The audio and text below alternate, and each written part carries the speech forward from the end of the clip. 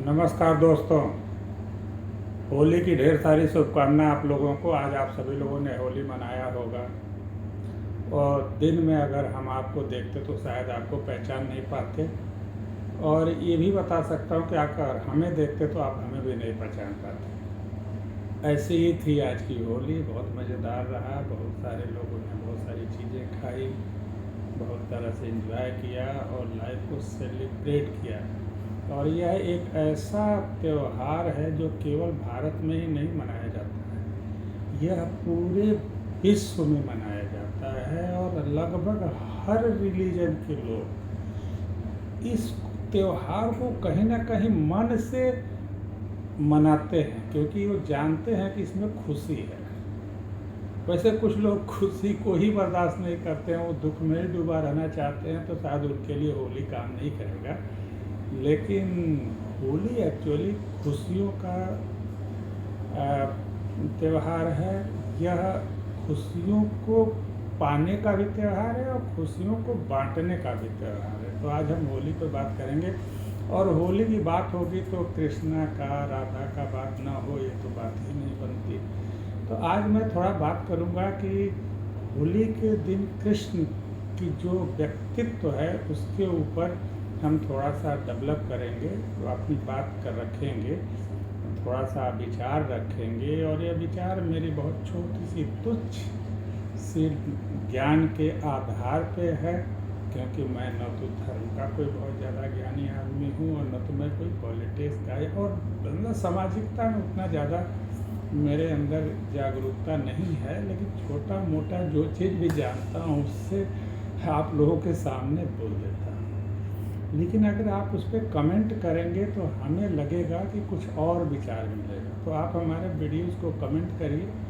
अगर इसमें कोई बात तथ्यात्मक लगे तो आप शेयर भी कर सकते हैं, लाइक कर दें, क्योंकि आपका मनोबल बढ़ाने का जो मेरा ज़रूरत है वो बहुत है। क्योंकि आप जो ही लाइक करते हैं मेरे अंदर डोपामिन बढ़ जाता है, और जब डोपामिन बढ़ जाता है तो मैं ऊर्जा से भर जाता हूँ। और सब्सक्राइब करना तो बनता ही है, क्योंकि इतना मेहनत कर रहा हूँ तो कम से कम इतना तो कर दें कि सब्सक्राइब कर लें। और इसमें कुछ पैसा भी नहीं लगता है, कोई सब फ्री है। बस एक उंगली 4 बटन दब जाएगा, हो जाएगा। तो आप लाइक करें, सब्सक्राइब करें, शेयर करें और कमेंट करें। चलिए आते हैं कृष्ण भगवान जो हमारे हैं उनके बारे में थोड़ी बात करते हैं। मैं एक वेबिनार में या यूँ कहें पॉडकास्ट पे अपने फॉरेन मिनिस्टर श्री जयशंकर जी को सुन रहा था, और उन्होंने बताया कि धरती का अब तक का जितने भी डिप्लोमेट हुए हैं, जितने भी लीडर पैदा हुए हैं, उसमें कृष्ण अब तक के सबसे सुप्रीम डिप्लोमेट रहे हैं। क्योंकि वो डिप्लोमेट हैं तो हमसे रिलेट कर रहे थे और कह रहे थे चाहे जो भी पढ़ लें, लेकिन जो अगर कृष्ण को कायदे से पढ़ लिया तो आप डिप्लोमेसी के सुपरस्टार बनने से कोई नहीं रोक पाएगा। और ये वो आदमी कह रहा है जो आज दुनिया में अपनी डिप्लोमेसी का डंका बजा रहा है। तो लीडरशिप एंड डिप्लोमेसी का जो अथॉरिटेरियन है वो जो हमारे भगवान कृष्ण हैं, और वो उसके लिए मैंने कुछ भी सोचा, कुछ उनके पॉडकास्ट ले लिया, कुछ इधर उधर से पढ़ी, कुछ अपना भी ज्ञान लगा दिया।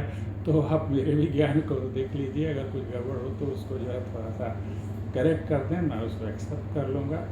तो देखा जाता है कि कृष्ण कृष्ण कृष्ण क्यों है, और जयशंकर साहब ने उनको दुनिया का सबसे अब तक का और आगे तक भी दुनिया का सबसे बड़े डिप्लोमेट क्यों करार दिया, उसके कुछ कारण हैं।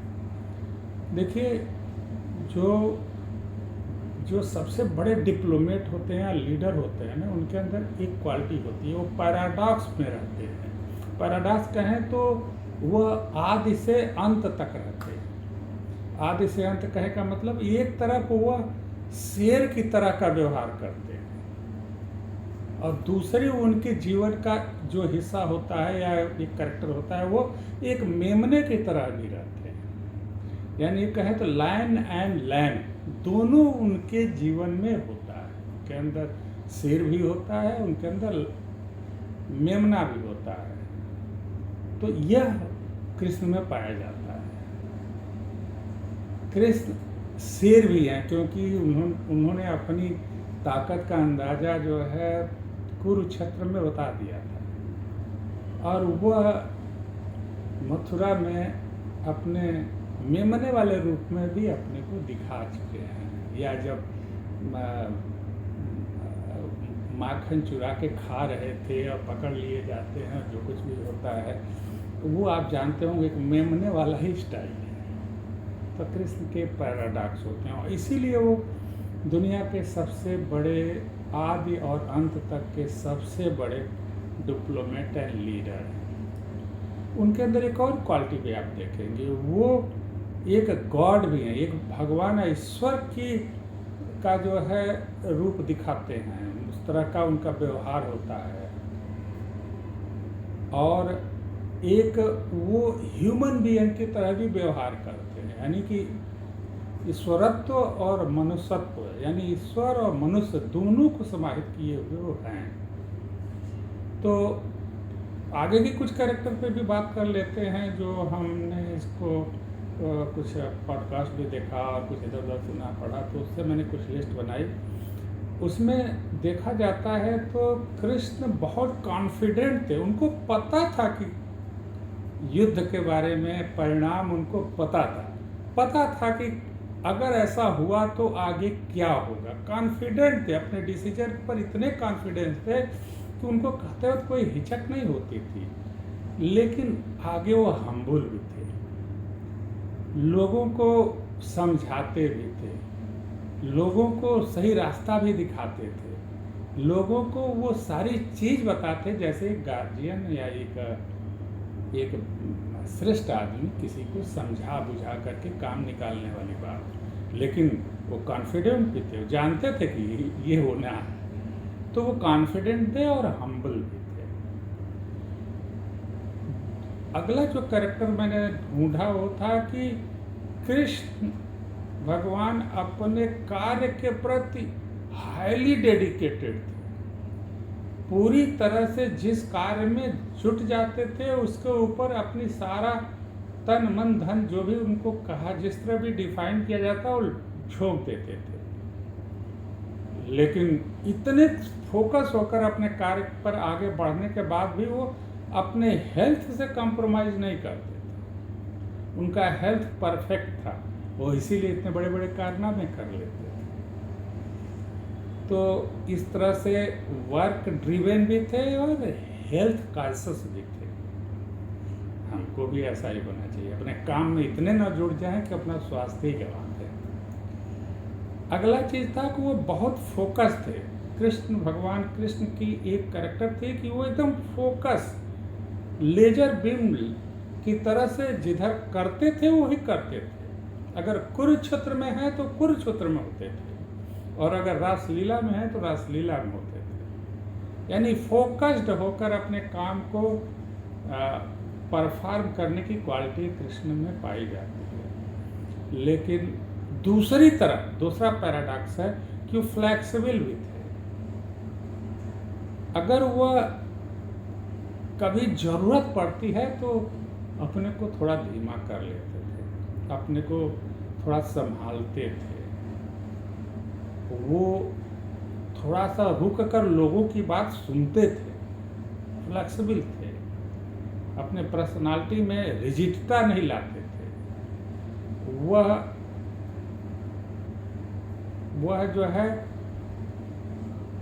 डायरेक्ट थे। तो उनकी शैली ऐसी थी कि वो डायरेक्ट, यानी कोई चीज़ सीधा कहते थे,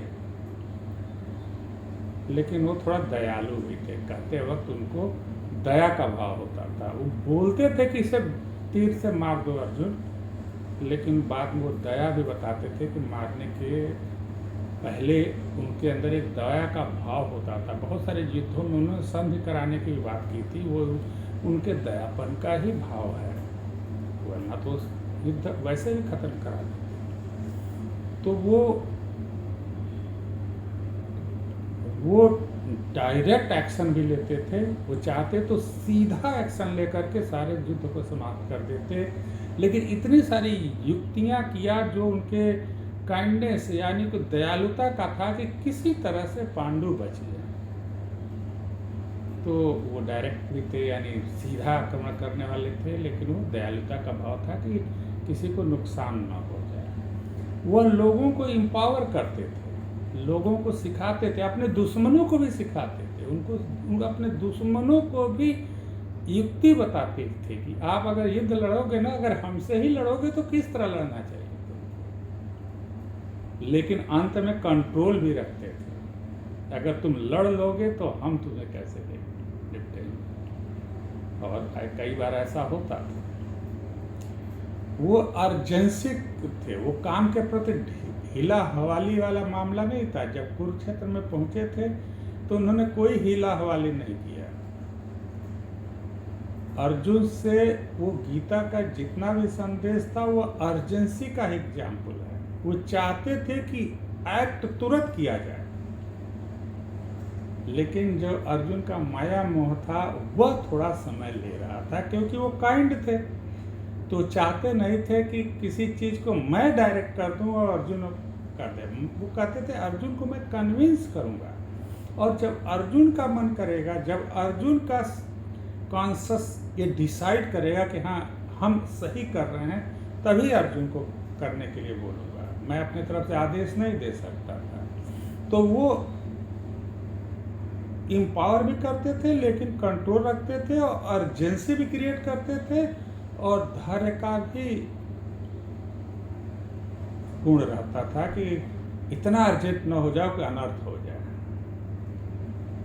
एक और जो सबसे लास्ट में मैंने जो इकट्ठा किया कि कृष्ण के अंदर एबंडेंसी थी, वह ब्रह्मांड के मालिक थे, लेकिन कभी भी अपने इस एबंडेंसी को शो नहीं किया। वो कभी भी उनके कहानियों में बहुत बड़ा राजा बना के नहीं दिखाया गया, या कभी भी उनके जीवन को बहुत वैभवशाली नहीं बनाया गया। सिंपल लाइफ जीते थे, गाय चराते थे, बांसुरी बजाते थे, माखन खाते थे, या जो भी चीज़ छोटा मोटा। कभी भी उनके लाइफ में वो लविस्ता, वो होता है ना, वो जो वो नहीं दिखा। मतलब थे तो वो पूरे ब्रह्मांड के मालिक थे, या जैसा भी हम लोग अपने को समझा पाए कि वो थे, लेकिन उनकी इतनी बड़ी अबंडेंस या इतना बड़ा प्रभुता, इतना बड़ा साम्राज्य पूरे ब्रह्मांड पे कंट्रोल करने वाले के व्यक्ति का जीवन दर्शन था कि वह गाय चराता था। तो यह अबंडेंस एंड सिंपल लाइफ के दो पैराडॉक्स हैं। तो इन दो पैराडॉक्स के बीच में कृष्ण का व्यक्तित्व डेवलप हुआ, और इसीलिए हमारे हमारे फॉरेन मिनिस्टर जयशंकर साहब ने कहा कि कृष्ण दुनिया के अब तक की और आगे भी न तो कृष्ण जैसा कोई लीडर पैदा होगा, न तो कृष्ण जैसा लीडर कोई पैदा हुआ है, न अभी है, और न आगे पैदा होगा। न तो कृष्ण जैसा कोई फॉरेन मिनिस्टर, डिप्लोमेट कोई पैदा हुआ है, न तो अभी है, और न तो आगे कभी पैदा होगा। और इसीलिए कहा जाता है कि कृष्ण का जीवन दर्शन हम सभी सनातनियों को जरूर पढ़ना चाहिए। एक बार पढ़ने से कहानियाँ ही समझ में आएंगी। जैसे अभी मैं पढ़ता हूँ तो मुझे कहानियाँ ही समझ में आती हैं। जब मैं किसी से उसका एनालिसिस सुनता हूँ तो मुझे लगता है हाँ यार यहाँ भी कुछ मैटर है। तो लेकिन बार बार पढ़िए। अपने बच्चों को, जो छोटे छोटे नन्हे मुन्ने बच्चे हैं, उनको भी गीता का पाठ करवाना चाहिए। उनके बारे में भी बहुत सारे विषयों में हम ट्यूशन लगा लेते हैं, क्यों नहीं गीता के बारे में कहीं ना कहीं से कोई ट्यूशन लगा करके बच्चों को गीता का ज्ञान दिलाया जाए, गीता के लीडरशिप क्वालिटी को बताया जाए, गीता के डिप्लोमेटिक क्वालिटी को बताया जाए, गीता के अंदर जो घर परिवार चलाने वाले जो सिद्धांत हैं उसको बताया जाए। क्योंकि गीता पूरी हमारे जीवन दर्शन को संभालने वाली एक सिंगल किताब है जो हमारे पूरे जीवन को संभाल सकती है। तो मैं तो वैसे भी गीता से बहुत प्रभावित रहता हूँ, वैसे ज़्यादा ज्ञान नहीं है, लेकिन जो भी दो चार, जैसे एक श्लोक हमेशा मैं पढ़ता रहता हूँ, मैं बार बार दोहराता भी रहता हूँ और उससे मैं बहुत प्रेरित रहता हूँ। कर्मण्येवाधिकारस्ते मा फलेषु कदाचन, यानी कर्म करते जाओ, फल की चिंता के बारे में बिल्कुल मत सोचो, क्योंकि फल ईश्वर देगा अगर कर्म तुम्हारा सही रहा। इसी सब के बाद मैं आज बातें ही ख़त्म करता हूँ। होली की ढेर सारी शुभकामना आप लोगों को। होली में जितना कुछ खाया है उसको थोड़ा कल मॉर्निंग वॉक करके पचा डालिएगा, क्योंकि कैलोरी गया है बॉडी में, उसे निकलना है। तो अभी तो आलस लग रहा होगा, थके होंगे, आप लोग सो जाइए, लेकिन कल थोड़ा एक्स्ट्रा वॉकिंग करिए, एक्सरसाइज करिए, ताकि आपके कैलोरी जो कंजर्व हुआ है बॉडी में वो वॉश आउट हो जाए और आप फिर तरोताज़ा होकर के कल से अपना जीवन शुरुआत करें एनर्जीफुल होकर के, पूरी ऊर्जा के साथ, पूरे उत्साह के साथ। इसी के साथ मैं आपसे विदा लेता हूँ।